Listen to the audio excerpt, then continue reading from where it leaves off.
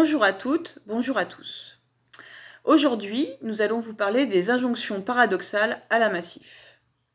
Dans sa communication interne et externe, la Massif parle constamment de qualité, de services rendus, de devoirs de conseil, de besoins du sociétaire, que ce soit pour lui vendre un contrat, gérer un sinistre ou pour qu'il puisse nous joindre facilement. Alors, comment est-ce qu'elle traduit ça concrètement ? On pourrait immédiatement penser à un effectif suffisant face à la charge de travail, avec des salariés qu'elle formerait suffisamment pour bien offrir le bon service aux sociétaires. Au lieu de ça, la qualité.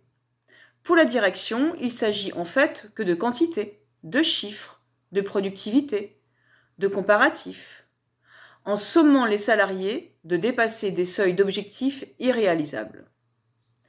La reconnaissance du travail de qualité accompli au sens propre du terme. De nombreux collègues nous disent « J'ai travaillé sans lever la tête. J'ai fait mon travail du mieux que je pouvais, mais ça n'est jamais reconnu.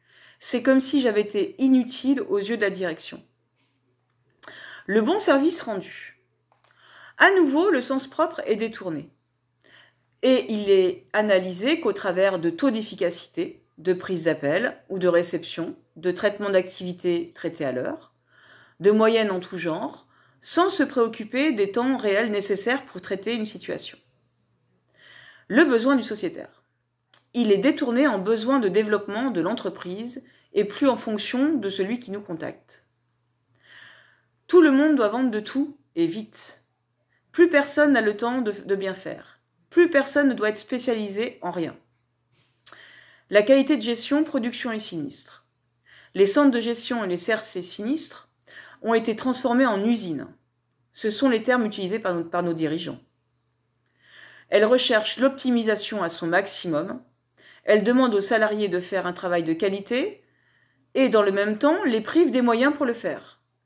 La direction introduit la polyvalence en CRC et au corporel, forme à minima les collègues, introduit les appels entrants en SGD. Quelles sont les conséquences directes sur les salariés ?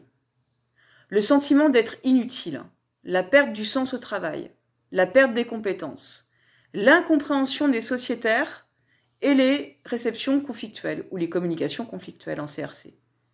L'impression de ne plus vraiment savoir faire correctement son travail, d'être constamment oppressé par les chiffres, d'être débordé, de ne jamais arriver au bout de ce qu'on doit faire, être toujours stressé, finir épuisé.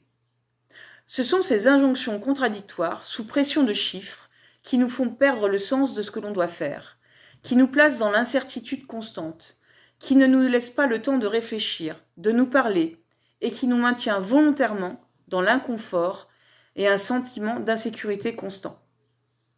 Ce sont des injonctions auxquelles on ne peut obéir sans désobéir.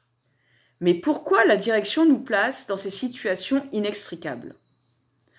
Pour obtenir des salariés ce qu'ils ne veulent pas. L'injonction paradoxale est une technique bien rodée qui rend possible de nous demander l'impossible. C'est faire plus avec moins. Fou, il y a de quoi le devenir. Et l'individualisation donne l'impression d'être seul à subir. Vos élus CGT dénoncent inlassablement ces pratiques d'un autre âge.